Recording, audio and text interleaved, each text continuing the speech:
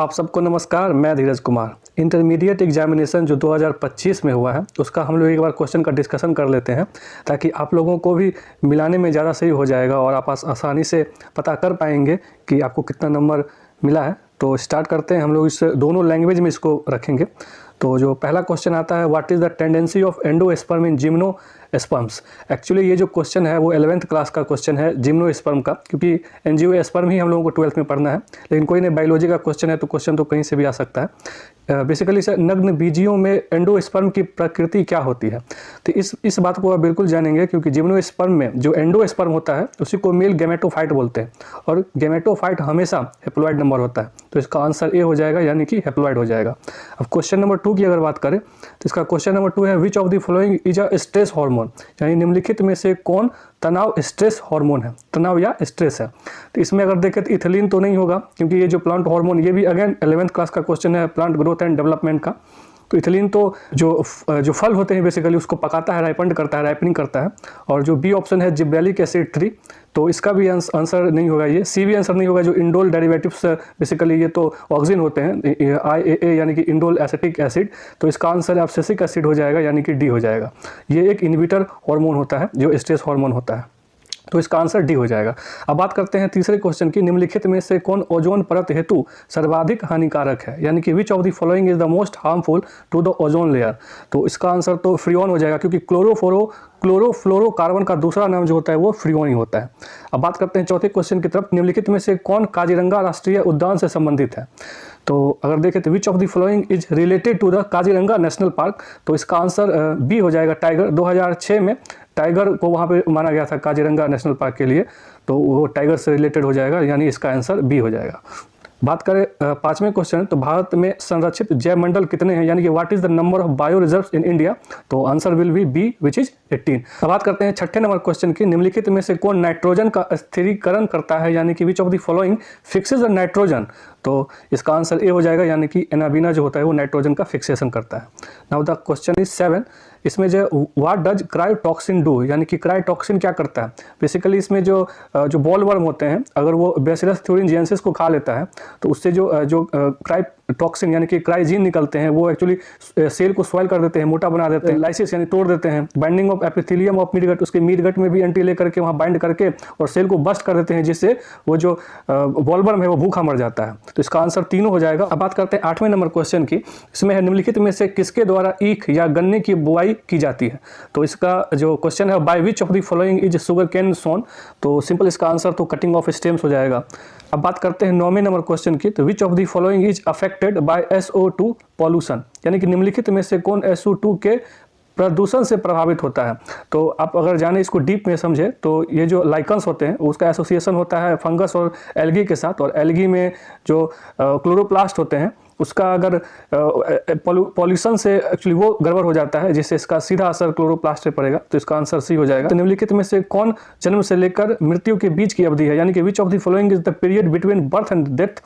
तो इसका answer B हो जाएगा, लाइफ स्पैन। 11 जो क्वेश्चन हो जाएगा, serotonin cell are control by which of the following hormone, यानी निम्नलिखित में से किस हार्मोन के द्वारा सेरोटोनिन कोशिकाओं का नियंत्रण होता है। इसमें देखिए जो LH होता है बेसिकली वो लिडिक सेल के पास जाता है और वहाँ से एंड्रोजन या फिर टेस्टोस्टेरोन बनवाता है। LH तो बिल्कुल ही नहीं होगा। अब प्रोलैक्टिन तो मिल्क का प्रोडक्शन करता है, ये भी नहीं होगा। गोनेडोट्रोपिन GH भी नहीं होगा, यानी कि गोनेडोट्रोपिन जो हार्मोन होता है। और बात करें FSH, तो FSH जो बेसिकली होते हैं वो सेरोटोनिन सेल के पास जाता है और कुछ फैक्टर्स को रिलीज करता है, जिससे बेसिकली सेरोटोनिन सेल पे ही जाके काम कर रहा है। तो ये जो सेरोटोनिन सेल में जो आंसर हो जाएगा इसका वो FSH, यानी ऑप्शन नंबर बी। अब 12 नंबर क्वेश्चन की बात करें तो which of the following can not pass through the placenta, यानी कि प्लेसेंटा से कौन पास नहीं कर सकता है। तो अल्कोहल पास कर सकता है, आयरन पास कर सकता है, फैटी एसिड भी पास कर सकता है। तो इसका आंसर डी हो जाएगा, मैटरनल एंटीबॉडीज, यानी कि जो मातृ प्रतिरक्षी होती है वो पास नहीं कर पाता है। अब बात करते हैं 13 नंबर क्वेश्चन की, which of the following is an important factor in the formation new species, यानी निम्नलिखित में से कौन नई प्रजातियों के निर्माण का महत्वपूर्ण कारक है। तो इसका आंसर बेसिकली म्यूटेशन होगा। हालांकि देखें तो वेरिएशन से भी तो इसमें आ सकते हैं, लेकिन इसका आंसर म्यूटेशन हो जाएगा। तो 14 नंबर अगर बात करें तो the opening of which of the following is known as blastopore. तो इसका आंसर भी हो जाएगा, यानी कि गेस्टुला, यानी कि कंदुक। Which of the following is a part of the perianth, निम्नलिखित में से कौन परिदलपुंज का भाग, इसका आंसर हो जाएगा टेपल। जो टेपल होता है, जो लिली वाली फैमिली होती है, उसमें ये पेरियॉन देखा जाता है, तो ये टेपल हो जाएगा इसका आंसर। अगर बात करें 16 नंबर का, तो which of the following human cells is motile, यानी कि मनुष्य में निम्नलिखित में से कौन सा कोशिका गतिशील होता है। तो गतिशील तो मोटिलिटी तो स्पर्म में होती है, तो इसका आंसर हो जाएगा स्पर्म सेल, यानी कि शुक्राणु कोशिका।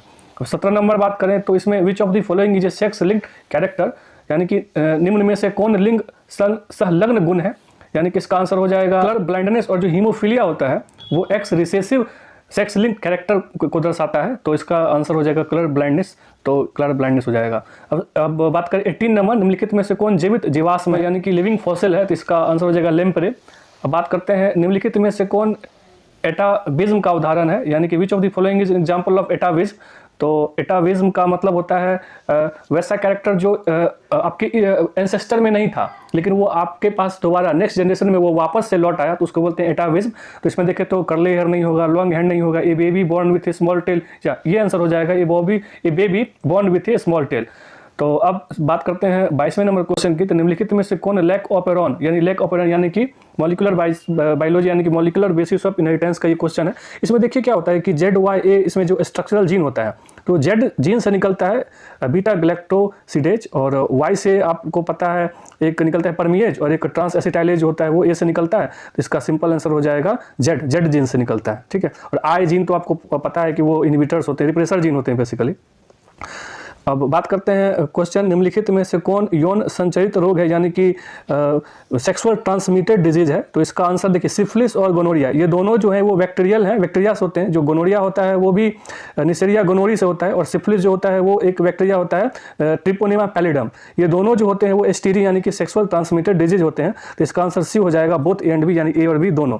अब बात करते हैं 24 नंबर क्वेश्चन की, तो निम्नलिखित में से किस स्तर पर भ्रूण का स्थानांतरण फैलोपियन नलिका में किया जाता है, यानी eight which of the following stage is the embryo transferred into fallopian tube. अब सिंपल सी बात है, फैलोपियन ट्यूब में आपको ट्रांसफर करना है तो इसको 8 सेल एम्ब्रियो करना पड़ेगा। अगर इससे ज्यादा हो जाएगा, यानी कि मोर देन मोड्यूला अगर स्टेज आ जाएगा, तो आपको उसको यूट्रस में करना पड़ेगा, क्योंकि मोड्यूला जो होता है वो फैलोपियन ट्यूब से निकल करके यूट्रस में ओपन होता है, वहां पे जाके गिरता है। तो ये क्वेश्चन आपका रिप्रोडक्टिव हेल्थ के इनफर्टिलिटी से बनता है, तो it is a very good question. तो आंसर नंबर जो हो जाएगा ए हो जाएगा इसका आंसर।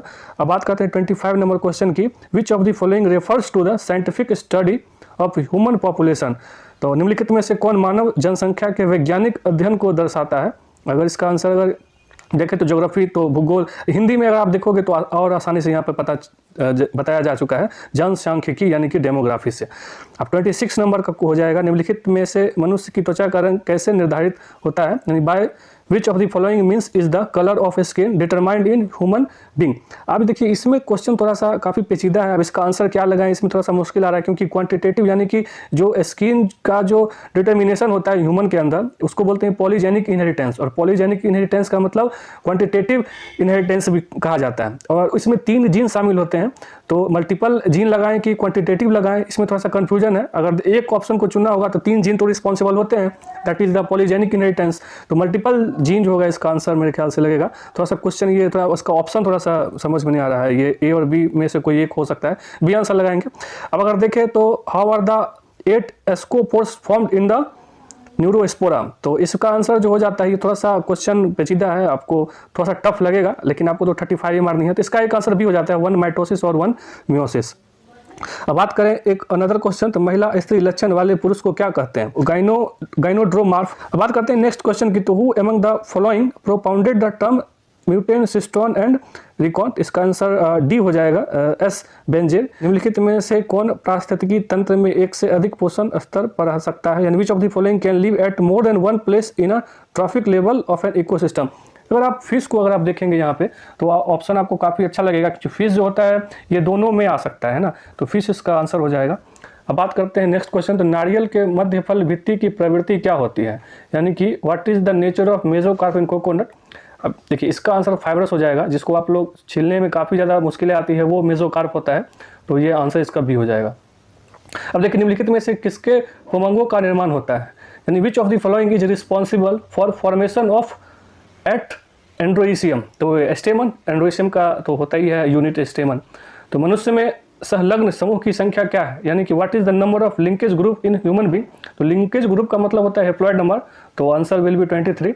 तो डी हो जाएगा। अब बात करते हैं नेक्स्ट क्वेश्चन, निम्न में से कौन गुणसूत्रों की मूल संख्या को दर्शाता है, यानी कि which of the following represents the basic number of chromosomes, तो इसका आंसर एन हो जाएगा, एन यानी कि ए हो जाएगा, ठीक है। बात करते हैं 36, तो मैंग्रोव वनस्पतियां कहाँ पाई जाती है, यानी कि what are the mangrove vegetation found, तो इसका आंसर देखो, मैंग्रोव का मतलब होता है दलदल क्षेत्र में जो जंगल होते हैं उसको मैंग्रोव बोला जाता है, तो इसका आंसर सुंदरवन होता है, जो दलदली वाला एरिया है, तो ऑप्शन नंबर बी हो जाएगा इसका आंसर। तो निम्नलिखित में से द्वितीयक अनुक्रमण कहाँ होता है, in which of the following does secondary succession take place. देखिए, एक होता है प्राइमरी सक्सेशन और एक होता है सेकेंडरी सक्सेशन। प्राइमरी सक्सेशन का मतलब होता है जहाँ पहले कभी जीवन था ही नहीं, और सेकेंडरी सक्सेशन का मतलब होता है कि पहले से जीवन था लेकिन वहाँ पे कुछ ऐसी संभावनाएं उत्पन्न हो गई, वहाँ से फिर से दोबारा जीवन उत्पन्न हुआ है, जैसे कहीं जंगल में आग लग गया हो, डिफॉरेस्टेशन हो गया हो, डिग्रेडेड फॉरेस्ट ऑप्शन दिया हुआ है, ऑप्शन नंबर बी हो जाएगा इसका आंसर। बात करें निम्नलिखित में से कौन उत्कृष्ट जैव उर्वरक है, यानी कि which of the following is an excellent bio fertiliser, तो ये तो क्वेश्चन आपको माइक्रोब से बनता है, एजोला इसका आंसर हो जाएगा ए। क्वेश्चन का लेवल लगभग ना कम है ना ज़्यादा है, आप ज़्यादा ही मान सकते हैं, कम तो मान ही नहीं सकते, अच्छा क्वेश्चन है। Which of the following is a significant trend in human evolution, तो इसका आंसर जैसे जैसे आप बढ़ते जाते हैं, चाहे आप स्ट्रालोपिथेकस हो, चाहे वो होमो हैबिलिस हो, चाहे आप जैसे जैसे आगे बढ़ते जा रहे हैं, चाहे होमो इरेक्टस हो, क्रो-मैग्नन मैन हो, वैसे वैसे क्रेनियल कैपेसिटी बढ़ती जा रही है, तो इसका आंसर हो जाएगा increasing cranial capacity is the good answer, इसका हो जाएगा सी। तो निम्नलिखित में से किस प्रकार का प्रजनन अमीबा में अनुकूल परिस्थिति में होता है, which of the following types of reproduction take place in amoeba under favourable condition. इसका तो इतना आसान क्वेश्चन है, तो सिंपल बताने की बात ही नहीं है, इसका आंसर तो बाइनरी फिजन ही होगा। जो अगर हम अगले क्वेश्चन की बात करें तो मनुष्यों में शुक्राणुओं की क्षमता कहाँ विकसित होती है, तो where does capacitation of human sperm occur, तो फीमेल जेनेटल ट्रैक्ट में कैपेसिटेशन होता है, ठीक है। ये तो ह्यूमन रिप्रोडक्शन का काफ़ी, हालांकि एनसीईआरटी में इस बात को नहीं दर्शाया गया है, लेकिन पहले दर्शाया जाता था, तो इसको ध्यान में रखेंगे, ठीक है। और देखिए 42, तो which of the following can lead to the development of twins brother. देखिए, अब देखिए ये क्वेश्चन ह्यूमन रिप्रोडक्शन का तो नहीं, ये क्वेश्चन आपका बन जाता है रिप्रोडक्टिव हेल्थ का इनफर्टिलिटी से।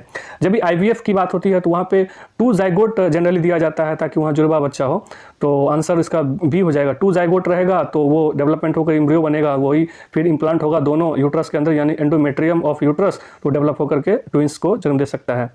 बात करें 48 नंबर क्वेश्चन, तो which of the following is use to induce mutation in crop plants, यानी कि निम्नलिखित में से किसका प्रयोग फसली पौधों में परिवर्तन हेतु करते हैं, तो इसका आंसर हो जाएगा गामा रेज, तो option A is the correct answer. Now the question 49, निम्नलिखित में से ट्यूबर द्वारा किसमें कायिक प्रवर्धन होता है, यानी in which of the following does vegetative propagation take place through tuber, तो पोटैटो इसका आंसर हो जाएगा, option number C is the correct answer. अब बात करते हैं question number 50, in which of the following is an extra pair of chromosomes found, यानी कि एक्स्ट्रा क्रोमोजोम आपका, ये तो सिंपल सा ट्रायोसोमिक होता है, जो आप जानते हैं, जो डाउन सिंड्रोम होता है, इसमें बार बार आपको पढ़ाया जाता होगा। डाउन सिंड्रोम में एक्चुअली 21 नंबर क्रोमोजोम पे ट्राइसोमी बनता है, ठीक है, तो इसका ट्राइसोमिक हो जाएगा। अब 51 का देखें तो by which of the following methods to cancer cell divide, तो माइटोसिस 1 से 2 से 4, 4 से 8, 8 से 16, 16 से 32, इतना रैपिडली इंक्रीज होता है जैसे कैंसर होता है, तो माइटोसिस हो जाएगा, और माइटोसिस में होता ही है 2 से 4, 4 से 8, 8 से 16, 16 से 32, इस तरह से बनता है। अब निम्नलिखित में से कौन आरंभिक कोडोन है, यानी which of the following is initial codon, तो इनिशियल कोडोन तो UAA, तो ये तो आपका टर्मिनल कोडोन हो जाएगा, तो UGA तो होता है, वो तो नहीं होगा ना, GUA होगा, इसका आंसर जी हो जाएगा, AUG is a initial codon. अब बात करते हैं अगले क्वेश्चन की, तो from which part of the plant is clove obtained, यानी कि निम्नलिखित में से from which part of the plant is clove obtained, तो इसका आंसर तो सिंपल हो जाएगा, जो बर्ड होते हैं उसी से क्लोव का ऑब्टेन्ड किया जाता है, ठीक है, तो ऑप्शन नंबर बी।